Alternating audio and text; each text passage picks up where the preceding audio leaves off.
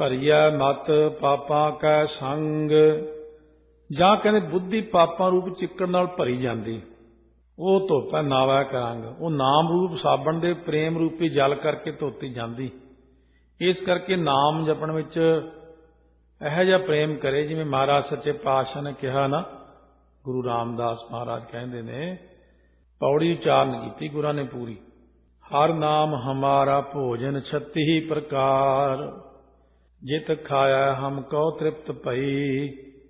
ਹਰ ਨਾਮ ਹਮਾਰਾ ਪਹਿਨਣ, ਜਿਤ ਫਿਰ ਨੰਗੇ ਨ ਹੋਵੈ। ਹੋਰ ਪਹਿਨਣ ਕੀ ਹਮਾਰੀ ਸਰਦ ਗਈ। ਕਹਿੰਦੇ ਨਾਮ ਦਾ ਹੀ ਕੱਪੜਾ ਪਾਉਣਾ, ਹੋਰ ਪਹਿਨਣ ਦੀ ਮੇਰੀ ਸਰਦਾ ਮੁੱਕੀ, ਮੈਂ ਨਹੀਂ ਹੋਰ ਕੁਛ ਪਾਉਂਦਾ ਇਹੋ ਜਿਹਾ। ਹਰ ਨਾਮ ਹਮਾਰਾ ਵਣਜ, ਹਰ ਨਾਮ ਵਾਪਾਰ। ਹਰ ਨਾਮੈ ਕੀ ਹਮ ਕਉ ਸਤਿਗੁਰ ਕਾਰ ਕੁਨੀ ਦੀ। ਕਹਿੰਦੇ ਮੈਨੂੰ ਕਾਰ ਮੁਖਤਿਆਰ ਬਣਾਤਾ ਗੁਰਾਂ ਨੇ ਨਾਮ ਦਾ, ਵੀ ਨਾਮ ਦਾ ਹੀ ਵਪਾਰ ਕਰਨਾ ਹੈ। ਇਸ ਕਰਕੇ ਸਤਿਗੁਰੂ ਮਹਾਰਾਜ ਸੱਚੇ ਪਾਤਸ਼ਾਹ ਕਹਿੰਦੇ ਨੇ ਕਿ ਵਾਹਿਗੁਰੂ ਨਾਮ ਦਾ ਹੀ ਵਪਾਰ ਕਰਨਾ। ਇਹ ਹੁਣ ਬਹੁਤ ਸੰਗਤ ਦੇ ਘਾਟ ਤੇ ਆ ਕੇ ਸਿਖਾਇਆ ਜਾਂਦਾ ਇਨਸਾਨ ਨੂੰ, ਕਰ ਕੀ ਰਿਹਾ ਤੇ ਕੀ ਕਰਨਾ ਚਾਹੀਦਾ, ਕਿਹੜੀ ਚੀਜ਼ ਕੰਮ ਆਉਣ ਵਾਲੀ ਹੈ, ਕਿਹੜੀ ਸਾਡੇ ਨਹੀਂ ਕੰਮ ਆਉਣ ਵਾਲੀ।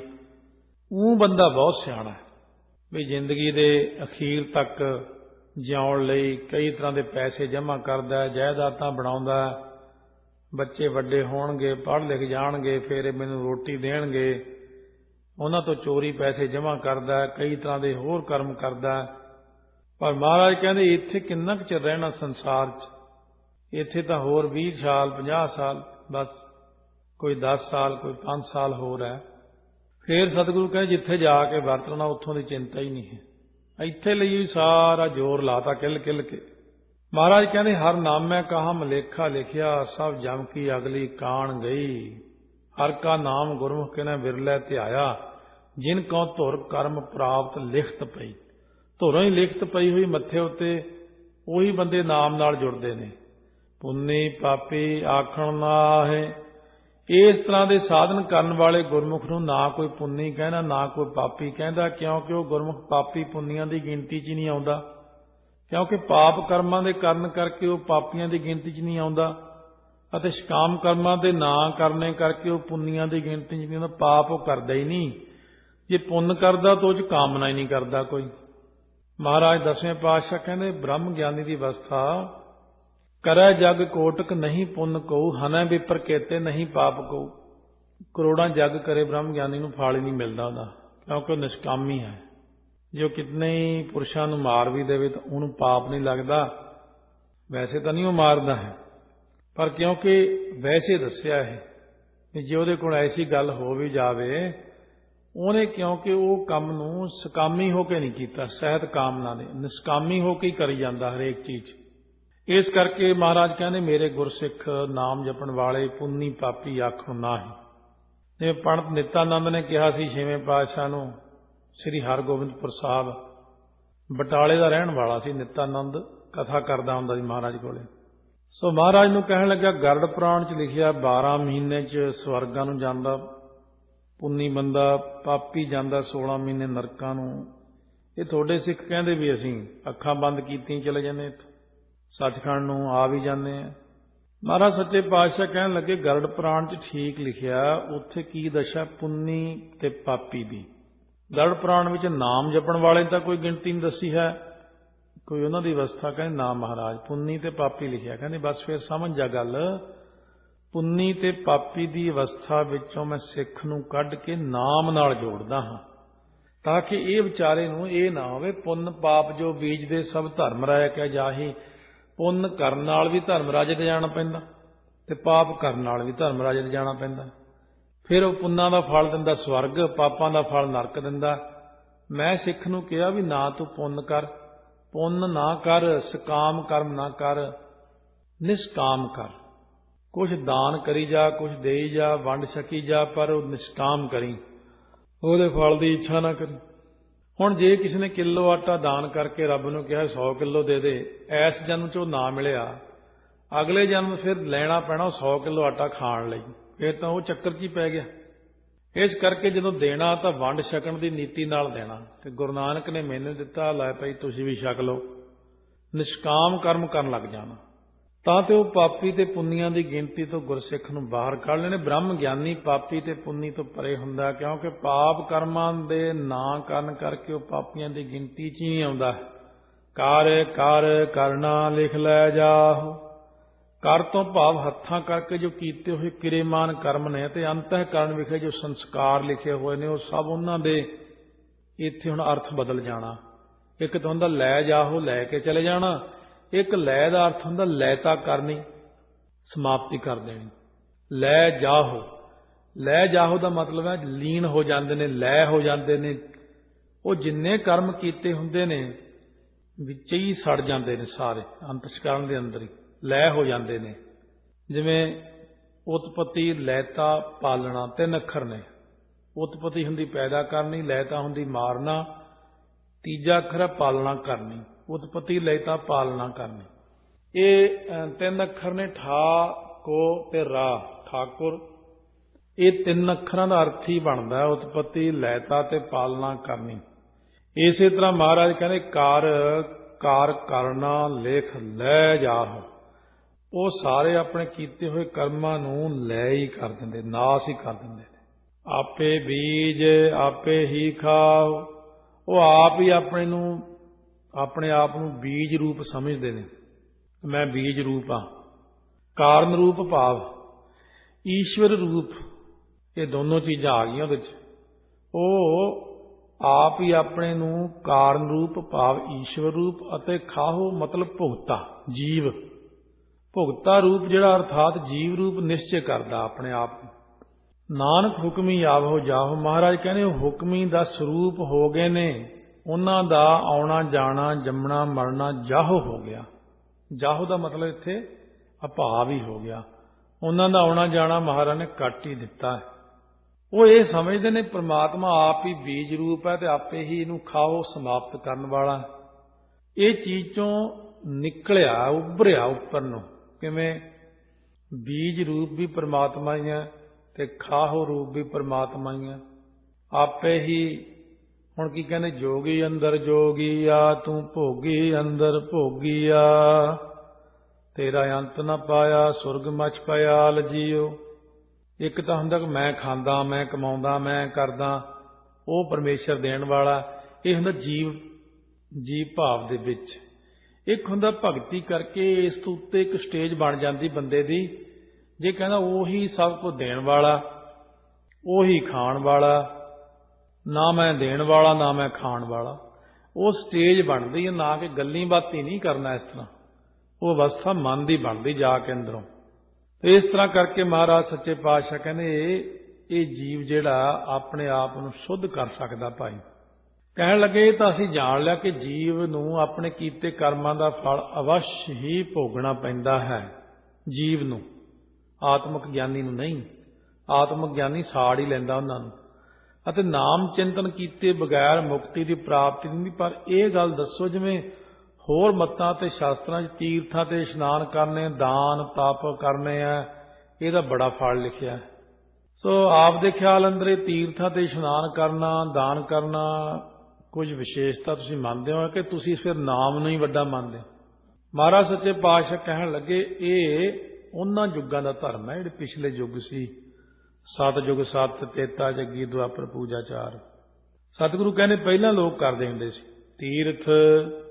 ਤੀਰਥਾਂ ਤੇ ਜਾਣਾ, ਤਪ ਕਰਨੇ, ਦਇਆ ਕਰਨੀ, ਦਾਨ ਦੇਣਾ।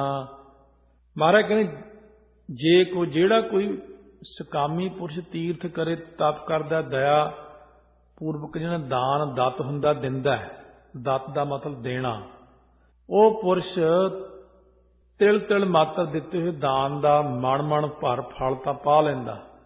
ਪਰ ਸਤਿਕਾਰ ਜਿਹੜਾ ਦਰਗਾਹ 'ਚ ਮਿਲਦਾ ਨਾ, ਇੱਕ ਤਾਂ ਹੁੰਦਾ ਥੱਲੇ ਥੱਲੇ ਫਲ ਪਾਉਣਾ, ਜਿਵੇਂ ਥੋੜਾ ਥੋੜਾ ਕੀਤਾ, ਬਹੁਤਾ ਬਹੁਤਾ ਪਾ ਲਿਆ। ਪਰ ਸੱਚਖੰਡ ਨਾਲ ਉਹ ਚੀਜ਼ ਦਾ ਸੰਬੰਧ ਨਹੀਂ ਹੈ। ਸੱਚਖੰਡ ਵਿੱਚ ਤਾਂ ਇਹੋ ਜਿਹੀ ਚੀਜ਼ਾਂ ਨੂੰ ਤੀਰਥ, ਤਪ, ਦਇਆ, ਦਤ, ਦਾਨ ਇਹ ਕਰਨ ਦੇ ਨਾਲ ਜੇ ਕੋ ਪਾਵੈ ਤਿਲ ਕਾ ਮਾਨ, ਕਹਿੰਦੇ ਹੈ ਚੰਗਾ। ਜਿਵੇਂ ਆਪਾਂ ਕਹੀਏ ਫਲਾਣੇ ਬੰਦੇ ਨੇ ਆਹ ਕੀਤਾ ਔਰ ਆਪਾਂ ਕਹਿੰਦੇ ਠੀਕ ਹੈ, ਚੰਗੀ ਗੱਲ ਹੈ, ਪਰ ਇੰਨਾ ਨਹੀਂ ਗਾ। ਕਿਉਂਕਿ ਜਿਹੜਾ ਇਨਸਾਨ ਇਹੋ ਜਿਹੇ ਕਰਮ ਕਰਦਾ ਉਹਦਾ ਫਲ ਕਲਯੁਗ ਦੇ ਵਿੱਚ ਬਹੁਤ ਘਟ ਜਾਂਦਾ। ਇਸ ਕਰਕੇ ਕਿਉਂਕਿ ਤੀਰਥ ਵਰਤ ਅਰ ਦਾਨ ਕਰ ਮਨ ਮਹਿ ਧਰੈ ਗੁਮਾਨ, ਨਾਨਕ ਨੇਹ ਫਲ ਜਾਤ ਤਿਹ ਜਿਉ ਕੁੰਚਰੇ ਇਸਨਾਨ। ਹਉਮੈ ਵੱਧ ਗਈ ਨਾਲ ਹੀ, ਤੀਰਥ ਭਵਿਆ ਤੇਤੋ ਲਵਿਆ, ਬਹੁ ਭੇਖ ਕੀਆ ਦੇਹੀ ਦੁਖ ਦੀਆ, ਸਹੋਵੇ ਜੀਆ ਆਪਣਾ ਕੀਆ। ਤਾਂ ਸਤਿਗੁਰੂ ਮਹਾਰਾਜ ਕਹਿੰਦੇ ਤੀਰਥ ਤਪ ਦਇਆ ਦਤ ਦਾਨ। ਜਿਹੜਾ ਕੋਈ ਪੁਰਸ਼ ਨਿਸ਼ਕਾਮ ਹੋ ਕੇ ਤੀਰਥਾਂ ਤੇ ਤਪ ਕਰਦਾ ਹੈ, ਸਭ ਉੱਪਰ ਦਇਆ ਕਰਦਾ ਹੈ, ਇੰਦਰੀਆਂ ਦਾ ਦਤ ਦਮਨ ਕਰਦਾ ਹੈ ਅਤੇ ਸਭ ਨੂੰ ਦਾਨ ਦਿੰਦਾ ਹੈ, ਜੇ ਕੋ ਪਾਵੈ ਤਿਲ ਕਾ ਮਾਨ, ਉਹ ਪੁਰਸ਼ ਸ਼੍ਰੋਮਣੀ ਬ੍ਰਹਮ ਗਿਆਨ ਦੀ ਪ੍ਰਾਪਤੀ ਕਰਕੇ ਖਟ ਪ੍ਰਮਾਣਾਂ ਤੋਂ ਰਹਿਤ ਵਾਹਿਗੁਰੂ ਨੂੰ ਪਾ ਵੀ ਲੈਂਦਾ। ਪਰ ਕਿਉਂਕਿ ਲੋਕ ਤੀਰਥ ਤੇ ਤਪ ਕਰਦੇ ਨੇ ਜਾਂ ਦਇਆ ਕਰਦੇ ਨੇ, ਦਾਨ ਦਿੰਦੇ ਨੇ, ਇਸ ਕਰਕੇ ਉਹ ਬੰਦੇ ਜਿਹੜੇ ਨੇ ਸਕਾਮੀ ਹੋ ਕੇ ਕਰਮ ਕਰਦੇ ਨੇ। ਸਕਾਮੀ ਹੋਣ ਨਾਲ ਬੰਦੇ ਨੂੰ ਫਲ ਨਹੀਂ ਮਿਲਦਾ। ਹਾਂ, ਤੁਸੀਂ ਨਿਸ਼ਕਾਮ ਹੋ ਕੇ ਕਰਮ ਕਰੀ ਜਾਓ, ਫਿਰ ਹਰ ਤਰ੍ਹਾਂ ਦਾ ਵੱਧ ਫਲ ਮਿਲਦਾ, ਬਹੁਤ ਜ਼ਿਆਦਾ ਮਿਲਦਾ। ਮੰਨਣ ਕਰਕੇ ਉਹ ਯੋਗ ਪਰਮੇਸ਼ਰ ਨੂੰ ਪ੍ਰਾਪਤ ਕਰ ਲੈਂਦੇ ਨੇ। ਕਹਿੰਦੇ ਪਰਮੇਸ਼ਰ ਦੀ ਪ੍ਰਾਪਤੀ ਦਾ ਹੋਰ ਵੀ ਕੋਈ ਸਾਧਨ ਹੈ। ਮਹਾਰਾਜ ਕਹਿੰਦੇ ਅਸਲ ਸਾਧਨ ਤੁਹਾਨੂੰ ਹੁਣ ਦੱਸਦੇ ਆ। ਇਹ ਜਿਹੜੇ ਤੀਰਥ ਤਪ ਦਇਆ ਦਾ ਦਾਨ, ਇਹ ਸਹਾਇਕ ਸਾਧਨ ਨੇ। ਜਿਵੇਂ ਆਪਾਂ ਇੱਕ ਲਿਖ ਦਈਏ, ਉਹਦੇ ਨਾਲ ਇੱਕ ਜ਼ੀਰੋ ਲਾ ਦਈਏ, 10 ਹੋਰ ਜ਼ੀਰੋ ਲਾਓ, 100, 1000, ਲੱਖ, 10 ਲੱਖ, ਇੱਕ ਇੱਕ ਜ਼ੀਰੋ ਵਧਾਉਂਦੇ ਜਾਓ, ਗਿਣਤੀ ਵੱਧਦੀ ਜਾਂਦੀ ਹੈ। ਪਰ ਜੇ ਇੱਕ ਨਾ ਲਿਖੋ ਤੇ ਕਾਗਜ਼ ਤੇ ਲਿਖੋ, 1 zero, 2 zero, 3 zero, 1000 zero, lakh zero, crore zero ਵੀ ਲਿਖ ਦਿਓ ਤੇ ਜ਼ੀਰੋ ਸਿਰਫ ਜ਼ੀਰੋ ਹੀ ਰਹਿੰਦੀ ਹੈ, ਕਿਉਂਕਿ ਉਹਦੇ ਨਾਲ ਏਕਾ ਨਹੀਂ ਲੱਗਿਆ। ਜਿੱਥੇ ਏਕਾ ਲੱਗ ਜਾਂਦਾ ਉੱਥੇ ਸਾਰੀਆਂ ਜ਼ੀਰੋਆਂ ਵੀ ਫਲ ਦੇਣ ਲੱਗ ਜਾਂਦੀਆਂ। ਇਸ ਤਰ੍ਹਾਂ ਜਿਹੜੇ ਤੀਰਥ ਤਪ ਦਇਆ ਦਤ ਦਾਨ ਹੈ, ਇਹ ਸਾਰੀਆਂ ਜ਼ੀਰੋਆਂ ਨੇ। ਜੇ ਇੱਕ ਓੰਕਾਰ ਦੇ ਨਾਲ ਲੱਗ ਜਾਏ ਫਿਰ ਇਹ ਵੀ ਫਲ ਦੇਣਾ ਸ਼ੁਰੂ ਕਰ ਦਿੰਦੇ ਨੇ। ਸੁਣਿਆ ਮੰਨਿਆ ਮਨ ਕੀਤਾ ਭਾਉ, ਜਿਹਨੇ ਪਹਿਲੇ ਗੁਰਾਂ ਪਾਸੋਂ ਉਪਦੇਸ਼ ਸੁਣਿਆ, ਜਾ ਕੇ ਸੰਗਤ 'ਚ ਬਹਿੰਦਾ ਟਾਈਮ ਕੱਢ ਕੇ, ਤੇ ਇੰਨਾ ਸਮਾਂ ਮੈਂ ਗੁਰੂ ਸਾਹਿਬ ਤੋਂ ਉਪਦੇਸ਼ ਸੁਣਨਾ, ਕਥਾ ਕੀਰਤਨ ਸੁਣਨਾ, ਫਿਰ ਉਹਨੇ ਮੰਨਿਆ ਬਈ ਇਹ ਮੰਨਿਆ ਇਸ ਕਰਕੇ ਕਿਉਂਕਿ ਸੰਗਤ ਵਿੱਚ ਆ ਕੇ ਪਤਾ ਲੱਗੇ ਵੀ ਆਹ ਬੰਦੇ ਕੋਲ ਤਾਂ ਪਹਿਲਾਂ ਕੁਝ ਵੀ ਨਹੀਂ ਸੀ ਹੁੰਦਾ, ਸਾਡੇ ਨਾਲ ਹੀ ਇੱਥੇ ਆਉਂਦਾ, ਐਵੇਂ ਪਾਟਿਆ ਜਾਂ ਕੱਪੜਾ ਪਾਇਆ ਹੁੰਦਾ ਸੀ, ਹੁਣ ਬਹੁਤ ਵਧੀਆ ਕੱਪੜੇ, ਗੱਡੀ ਵੀ ਵਧੀਆ ਲਈ ਫਿਰਦਾ, ਹੁਣ ਇਹਦੇ ਕੋਲ ਪੈਸਾ ਵੀ ਚੰਗਾ। ਪੁੱਛਿਆ ਵੀ ਤੈਨੂੰ ਇਹ ਕਿਵੇਂ ਹੋਇਆ? ਉਹ ਕਹਿੰਦਾ ਬਸ ਇੱਥੇ ਆ ਕੇ ਸੇਵਾ ਕਰਨ ਲੱਗ ਗਏ, ਮਹਾਰਾਜ ਨੇ ਇਹੋ ਜਿਹੀ ਕਿਰਪਾ ਕੀਤੀ। ਨਾਲੇ ਤਾਂ ਹੁਣ ਇਸ਼ਨਾਨ ਸਵੇਰੇ ਕਰਦੇ ਆ, ਨਿਤਨੇਮ ਕਰਦੇ ਆ, ਨਾਲੇ ਸਿਮਰਨ ਕਰਦੇ ਆ, ਨਾਲੇ ਆਹ ਕੋਈ ਅੰਤ ਹੀ ਨਹੀਂ ਰਹਿਣ ਦਿੱਤਾ ਚੀਜ਼ਾਂ ਦਾ ਵੀ, ਚੀਜ਼ਾਂ ਹੀ ਬਹੁਤ ਦੇਤੀਆਂ ਮਹਾਰਾਜ ਨੇ। ਹੁਣ ਮਨ ਮੰਨ ਗਿਆ ਨਵੇਂ ਬੰਦੇ ਦਾ, ਇਹ ਗੱਲ ਤਾਂ ਸਹੀ ਆ, ਅਸੀਂ ਤਾਂ ਆਪ ਬਹੁਤ ਔਖੇ ਆ, ਕਹਿੰਦੇ ਤੂੰ ਵੀ ਕਰਕੇ ਦੇਖ। ਜਦੋਂ ਉਹਨੇ ਕੀਤਾ, ਉਹ ਦਿਨਾਂ 'ਚ ਹੀ ਕੰਮ ਜਦੋਂ ਬਦਲਿਆ, ਮੰਨਣ ਕੀਤਾ ਉਹਨੇ, ਵਾਕਈ ਬਈ ਨਾਮ 'ਚ ਬੜੀ ਸ਼ਕਤੀ ਹੈ। ਹੁਣ ਉਹਦੇ ਮਨ ਦੇ ਅੰਦਰ ਪ੍ਰੇਮ ਪੈਦਾ ਹੋ ਗਿਆ, ਉਹ ਹੋਰ ਬਾਣੀ ਪੜ੍ਹਦਾ ਹੈ, ਹੋਰ ਕਿਰਪਾ ਹੁੰਦੀ ਹੈ। ਇੰਨੀਆਂ ਚੀਜ਼ਾਂ ਉਹਦੇ ਘਰ 'ਚ ਹੋ ਜਾਂਦੀਆਂ ਕਿ ਇੱਕ ਮੰਗੀਆਂ 10 ਮਿਲੀਆਂ। ਇੱਕ ਦਿਨ ਐਸਾ ਆਇਆ ਜਦੋਂ ਨਿਰਛਿਤ ਹੋ ਗਿਆ, ਮੈਂ ਕਿਹਾ ਮੰਗੋ ਕਿ ਸਥਿਰ ਨਾ ਰਹਾਈ, ਹੁਣ ਕੀ ਮੰਗਾ? ਸੋਚਦਾ ਬਹਿ ਕੇ, ਕੁਛ ਵੀ ਨਹੀਂ। ਚੱਲ ਮਨਾ, ਜਿਹੜੇ ਰੱਬ ਨੇ ਇੰਨਾ ਕੁਝ ਦਿੱਤਾ, ਹੁਣ ਉਹਦਾ ਨਾਮ ਹੀ ਜਪੀਏ। ਫਿਰ ਬਹਿ ਕੇ ਉਹ ਧਿਆਨ ਲਾ ਕੇ ਨਾਮ ਜਪਣਾ ਸ਼ੁਰੂ ਕਰ ਦਿੰਦਾ। ਵਾਹਿਗੁਰੂ ਤੇਰਾ ਸ਼ੁਕਰ ਹੈ, ਇੰਨਾ ਕੁਝ ਦਿੱਤਾ ਸਾਨੂੰ, ਅਸੀਂ ਦੱਸ ਨਹੀਂ ਸਕਦੇ। ਅਤੇ ਮਨ ਦੇ ਵਿੱਚ ਮੰਨਣ ਕਰਕੇ ਨਿਧਿਆਸਣ ਉਹਨਾਂ ਨੇ ਕਰਨਾ ਸ਼ੁਰੂ ਕਰਤਾ, ਉਹਨੂੰ ਭਾਵ ਹੋ ਗਿਆ। ਭਾਵ ਦਾ ਮਤਲਬ ਪ੍ਰਕਾਸ਼, ਬ੍ਰਹਮ ਗਿਆਨ ਦੀ ਪ੍ਰਾਪਤੀ ਹੋ ਗਈ ਉਹਨੂੰ। ਬ੍ਰਹਮ ਗਿਆਨ ਦੀ ਪ੍ਰਾਪਤੀ ਦਾ ਇਹ ਫਲ ਹੋਇਆ ਜਦੋਂ ਅੰਦਰ ਮੰਨਣ ਕੀਤਾ ਨਾਮ ਦਾ। ਅੰਤਰਗਤ ਤੀਰਥ ਮਲ ਨਾਓ, ਕਹਿੰਦੇ ਸਿੱਧੋ ਜਿਹੜੇ ਬਾਹਰਲੇ ਤੀਰਥ ਹੈ ਤਾਂ ਮਾੜੇ ਮੋਟੇ ਆ ਨਾ, ਅੰਤਸਕਰਨ ਦੇ ਅੰਦਰ ਜਿਹੜੀ ਹੈ ਨਾ, ਗਤ ਤੋਂ ਭਾਵ ਪ੍ਰਾਪਤ ਰੂਪ, ਅਤੇ ਉਹਦੀ ਪ੍ਰਾਪਤੀ ਜਿਹੜੀ ਪਰਮੇਸ਼ਰ ਦੀ ਹੋਈ ਹੈ, ਤੇ ਤੀਰਥ ਨਾਮ ਹੈ ਪਵਿੱਤਰ ਦਾ। ਪਵਿੱਤਰ ਰੂਪ ਜੋ ਪਰਮੇਸ਼ਰ ਆ, ਉਹਦੇ ਵਿੱਚ ਮਲ ਮਲ ਕੇ ਨਹਾਉਂਦਾ, ਅਭਿਆਸ ਕਰਕੇ, ਬਾਰ-ਬਾਰ ਅਭਿਆਸ ਕਰਕੇ ਆਪਣੇ ਮਨ ਦੇ ਅੰਦਰ ਦੀ ਮੈਲ ਨੂੰ ਉਤਾਰਦਾ ਬ੍ਰਹਮ ਦੇ ਆਨੰਦ ਨੂੰ ਮਾਣ ਲੈਂਦਾ। ਹੁਣ ਤਾਂ ਆਪਣੇ ਅੰਦਰ ਤਪਸ਼ ਹੈ, ਬਹੁਤ ਤਪਸ਼, ਸਰੀਰ ਦੇ ਵਿੱਚ ਮਨ ਤੜਫਦਾ ਰਹਿੰਦਾ। ਪਰ ਜਦ ਕਦੇ ਨਾਮ ਦੀ ਠੰਡ ਮਿਲੀ ਅੰਦਰ, ਸਾਰਾ ਕੁਝ ਮੁੱਕ ਗਿਆ ਅੰਦਰੋਂ, ਦੁੱਖ ਰੋਗ ਸੰਤਾਪ ਉਤਰੇ, ਸੁਣੀ ਸੱਚੀ ਬਾਣੀ, ਉਦੋਂ ਫਿਰ ਠੰਡ ਲੱਗਦੀ, ਬਹੁਤ ਠੰਡਾ ਹੋ ਜਾਂਦਾ ਸਾਰਾ ਸਿਰ, ਸਾਰੀ ਛਾਤੀ, ਸਾਰਾ ਪੇਟ, ਸਾਰਾ ਸਰੀਰ ਬਰਫ਼ ਵਰਗਾ ਹੋ ਜਾਂਦਾ ਉਦੋਂ। ਉਹ ਫਿਰ ਆਮ ਨੂੰ ਤਾਂ ਨਹੀਂ ਦੱਸਦੇ, ਪਰ ਉਹ ਕਹਿੰਦੇ ਵੀ ਹੁਣ ਇਹ ਕੀ ਹੋ ਗਿਆ, ਵੀ ਹੁਣ ਪੱਖਾ ਬੰਦ ਕਰੋ, ਵੀ ਮੈਂ ਤਾਂ ਕੰਬਲ ਲੈਣਾ। ਆਪਾਂ ਕਹਿੰਦੇ ਇਹ ਗਰਮੀਆਂ ਦੇ ਵਿੱਚ ਪੱਖਾ ਬੰਦ ਕਰਕੇ ਤੇ ਰਜਾਈ ਲੈ ਕੇ ਪਿਆ, ਕਹਿੰਦੇ ਠੰਡ। ਹੁਣ ਉਹ ਅਵਸਥਾ ਆ ਜਾਂਦੀ ਆ ਕਿ ਸੀਤਲਤਾ ਛਾ ਗਈ ਉੱਥੇ। ਚੰਦਨ ਚਾਂਦਨਾ ਸਰਦ ਰੁੱਤ ਮੂਲ ਨਾ ਮਿਟਈ ਕਾਮ, ਸੀਤਲ ਥੀਵੈ ਨਾਨਕਾ ਜਪੰਦੜੋ ਹਰ ਨਾਮ। ਉਹ ਕੰਬਾ ਨਹੀਂ ਲੱਗਦਾ ਉਹਨੂੰ, ਉਹਦੇ ਅੰਦਰ ਠੰਡ ਤੇ ਸ਼ਾਂਤੀ ਇੰਨੀ ਹੋ ਜਾਂਦੀ ਹੈ ਕਿ ਉਹ ਭਾਵੇਂ ਉਹਨੂੰ ਕੁੱਟੀ ਜਾਓ ਮਾਰੀ ਜਾਓ, ਉਹਨੂੰ ਗੁੱਸਾ ਹੀ ਨਹੀਂ ਆਉਂਦਾ, ਸ਼ਾਂਤ ਬੈਠਾ। ਕੀ ਹੋ ਗਿਆ ਵੀ ਤੈਨੂੰ? ਕੋਈ ਇੱਛਾ ਹੀ ਨਹੀਂ ਹੈ ਮਨ 'ਚ, ਕੋਈ ਤਰੰਗ ਨਹੀਂ, ਕੋਈ ਲਹਿਰ ਨਹੀਂ, ਕੋਈ ਫੁਰਨਾ ਨਹੀਂ। ਰੋਟੀ ਮਿਲ ਗਈ ਖਾ ਲਈ, ਨਾ ਮਿਲੀ ਤਾਂ ਭਾਵੇਂ ਹਫ਼ਤਾ ਲੰਘ ਜੇ। ਕੱਪੜਾ ਮਿਲ ਗਿਆ ਪਾ ਲਿਆ, ਕੋਈ ਤਮੰਨਾ ਨਹੀਂ ਰਹੀ, ਕਿਉਂਕਿ ਅੰਦਰ ਤ੍ਰਿਸ਼ਨਾ ਹੀ ਮਰ ਗਈ, ਰੱਜ ਆ ਗਿਆ। ਤਾਂ ਮਹਾਰਾਜ ਕਹਿੰਦੇ ਉਹ ਅੰਦਰਲੇ ਤੀਰਥ ਤੇ ਇਸ਼ਨਾਨ ਕਰਦਾ ਹੈ। ਇਸ ਕਰਕੇ ਅੰਤਰ ਦਾ ਮਤਲਬ ਅੰਤਰਾ, ਅੰਤਰਾ ਕਹਿੰਦੇ ਭੇਦ ਨੂੰ, ਗਤ ਮਤਲਬ ਨਾਸ ਹੋ ਜਾਂਦਾ ਅੰਦਰੋਂ ਭੇਦ। ਜੀਵ ਤੇ ਈਸ਼ ਦੀ ਏਕਤਾ ਹੀ ਹੋ ਗਈ, ਦੋਨਾਂ ਦਾ ਭੇਦ। ਪਹਿਲਾਂ ਤਾਂ ਕਹਿੰਦੇ ਸੀ ਰੱਬ ਹੋਰ ਆ, ਮੈਂ ਹੋਰ ਆ। ਹੁਣ ਤੂੰ ਤੂੰ ਕਰਤਾ ਤੂੰ ਹੁਆ ਮੁਝ ਮੈਂ ਰਹਾ ਨਾ ਹੂੰ। ਰੱਬ ਹੋਰ ਆ, ਕਹਿੰਦੇ ਨਹੀਂ, ਤੇ ਮੈਂ ਉਹ ਵੀ ਮਿਟ ਗਈ। ਜਬ ਹਮ ਹੋਤੇ ਤਬ ਤੂੰ ਨਾ ਹੀ, ਅਬ ਤੂੰ ਹੀ ਮੈਂ ਨਾ ਹੀ। ਅੰਦਰੋਂ ਦੋਵੇਂ ਇੱਕ ਹੋ ਗਏ, ਬਸ ਗੱਲ ਖਤਮ ਹੋ ਗਈ। ਹੁਣ ਜਦੋਂ ਅੰਦਰੋਂ ਇੱਕ ਹੋ ਗਏ, 8-8 ਦਿਨ ਸਮਾਧੀ ਨਹੀਂ ਖੁੱਲਦੀ, 10 ਦਿਨ ਨਹੀਂ। ਫਿਰ ਉਹ ਹਿਲਾ ਕੇ ਪੁੱਛਦੇ ਆ, ਭਾਈ ਪ੍ਰਸ਼ਾਦਾ ਤਾਂ ਛਕ ਲੈਂਦਾ। ਉਹ ਹਿਲਦਾ ਨਹੀਂ। ਐਸੀ ਬਿਰਤੀ ਬਣ ਗਈ, ਅਵਸਥਾ ਟਿਕ ਗਈ, ਕਿਉਂ ਅੰਦਰ ਹੀ ਪਾਣੀ ਆ, ਅੰਦਰ ਹੀ ਰੋਟੀ ਆ, ਅੰਦਰ ਹੀ ਨੀਂਦ ਆ, ਸਭ ਕੁਝ ਅੰਦਰੋਂ ਹੀ ਮਿਲਣਾ ਸ਼ੁਰੂ ਹੋ ਗਿਆ ਉਹਨੂੰ। ਅੰਦਰ ਤੇ ਹੀ ਨਾਮ ਚੱਲੀ ਜਾਂਦਾ। ਐਸੀ ਅਵਸਥਾ ਮੈਂ ਆਪ ਦੇਖੀ ਬ੍ਰਹਮ ਗਿਆਨੀਆਂ ਦੀ। 3 ਮਹੀਨੇ ਤੱਕ ਨਾ ਰੋਟੀ ਨਾ ਪਾਣੀ ਨਾ ਸੌਣਾ। ਫਿਰ ਵੀ ਹੈਰਾਨ ਹੋਈ ਵੀ ਬੰਦਾ ਜਿਉਂਦਾ ਕਿਵੇਂ ਹੈ। ਵੀ ਤੁਹਾਨੂੰ ਪਿਆਸ ਨਹੀਂ ਲੱਗਦੀ? ਕਹਿੰਦੇ ਨਾਮ ਨਹੀਂ ਪਾਣੀ ਬਣਾਇਆ, ਮੇਰੇ ਹਿਰਦੇ 'ਚ ਨਾਮ ਆ, ਉਹ ਪਾਣੀ ਬਣ ਜਾਂਦਾ ਆਪੀ। ਪਾਣੀ ਦੀ ਪਿਆਸ ਨਹੀਂ ਰਹਿਣ ਦਿੰਦਾ ਨਾਮ, ਭੁੱਖ ਨਹੀਂ ਰਹਿਣ ਦਿੰਦਾ ਨਾਮ। ਰੋਟੀ ਦੁੱਧ ਚਾਹ ਇਹ ਬੰਦੇ ਦੀ ਨੀਂਦ ਲਿਆਉਣ ਵਾਲੀਆਂ ਚੀਜ਼ਾਂ ਨੇ। ਰੋਟੀ ਖਾ ਕੇ ਬੰਦੇ ਨੂੰ ਜਿਉਂ ਨੀਂਦ ਆਉਂਦੀ, ਦੁੱਧ ਪੀ ਕੇ ਨੀਂਦ ਆਉਂਦੀ ਆ, ਪਰ ਨਾਮ ਦੇ ਰਸ ਨਾਲ ਨਾ ਨੀਂਦ, ਨਾ ਪਿਆਸ, ਨਾ ਭੁੱਖ, ਨਾ ਥਕਾਵਟ, ਨਾ ਅਕਾਵਟ। ਸਮਾਧੀ 'ਚ ਹੀ ਲੀਨ ਹੋ ਗਿਆ। ਮਹਾਰਾਜ ਕਹਿੰਦੇ ਅੰਤਰੇ ਨੂੰ ਮੇਟ ਕੇ ਗਤ ਨਾਸ ਕਰਕੇ ਤੀਰਥ ਤੋਂ ਪਾਪ ਪਵਿੱਤਰ ਰੂਪ ਹੋ ਜਾਂਦਾ। ਰਾਗ ਦਵੈਸ਼ ਪਾਪਾਂ ਰੂਪ ਮੈਲ ਉਹਦੇ ਵਿੱਚ ਰਹਿੰਦੀ ਹੀ ਨਹੀਂ, ਕਿਉਂਕਿ ਮੈਲ ਹੀ ਖਤਮ ਹੋ ਜਾਂਦੀ ਆ। ਨਾਮ ਅੰਮ੍ਰਿਤ ਵਿੱਚ ਨਹਾਉਣ ਲੱਗ ਜਾਂਦਾ ਹੈ। ਮਲ ਇੱਥੇ ਸੰਕੇਤੀ ਅਰਥ ਹੈ। ਮਲ, ਮਲ ਹੁੰਦਾ ਘੋਲ ਕਰਨ ਵਾਲਾ, ਪਹਿਲਵਾਨ। ਹਾਂ, ਗੋਸਾਈਂ ਦਾ ਪਹਿਲਵਾਨੜਾ, ਗੁਰਮਿਲ ਉੱਚ ਦਮਾਲੜਾ। ਮਹਾਰਾਜ ਕਹਿੰਦੇ ਮਲ ਨਹਾਓ ਤੋਂ ਭਾਵ ਉਹਦਾ ਨਾਂ ਹੀ ਮਲ ਪੈ ਜਾਂਦਾ। ਨਾਉ ਇੱਥੇ ਇੱਕ ਸੰਕੇਤੀ ਅਰਥ ਹੁੰਦੇ ਨੇ।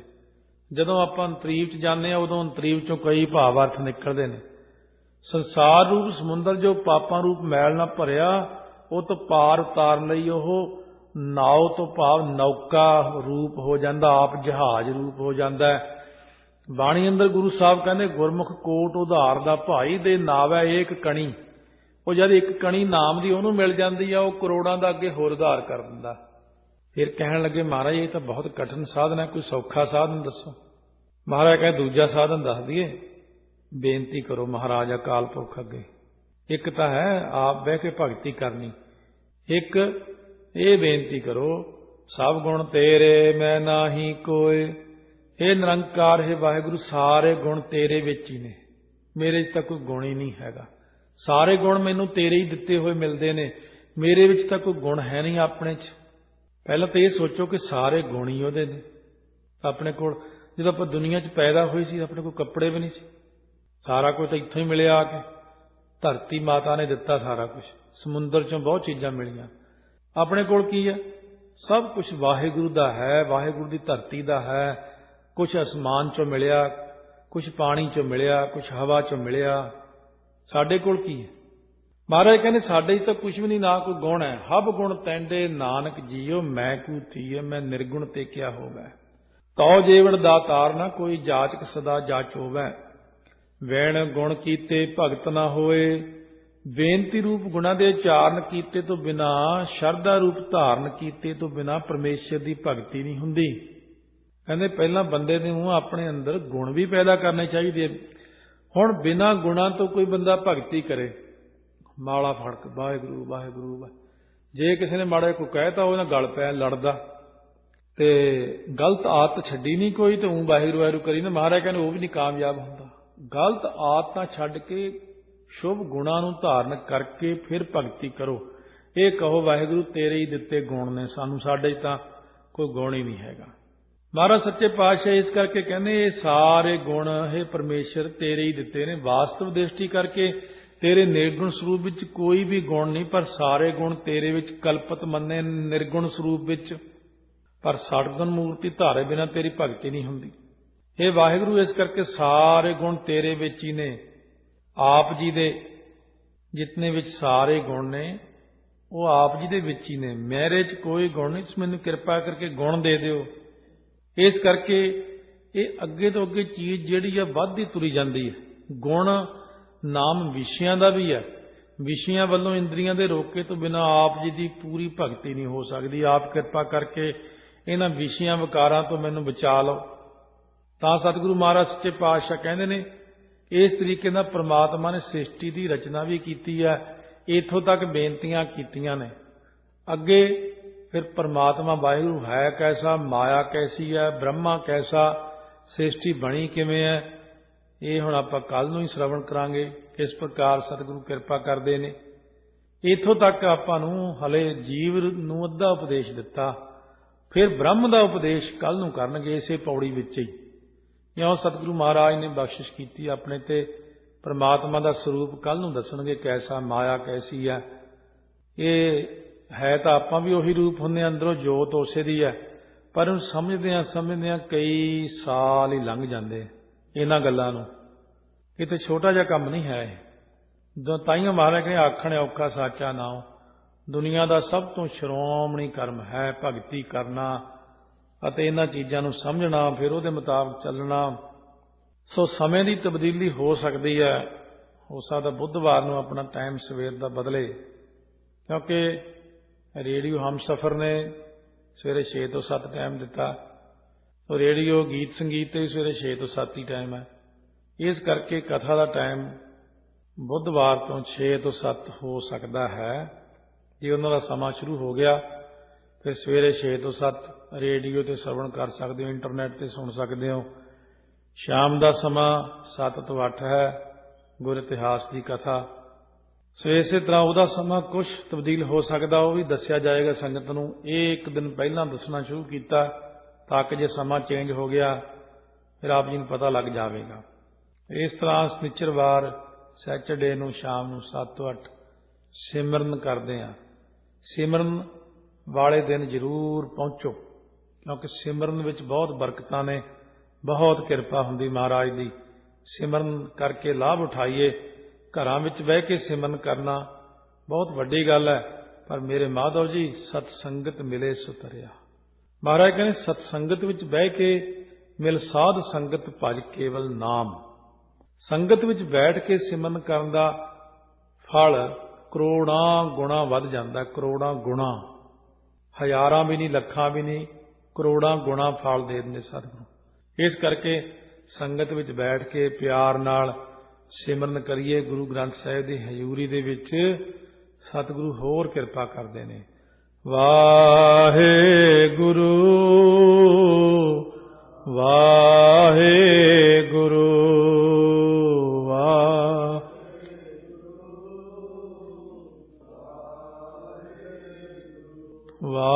ਵਾਹਿਗੁਰੂ ਵਾਹਿਗੁਰੂ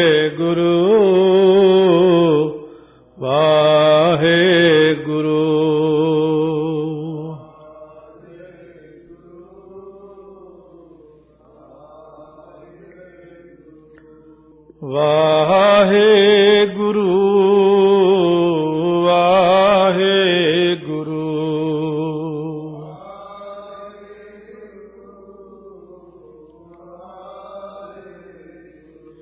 ਵਾਹਿਗੁਰੂ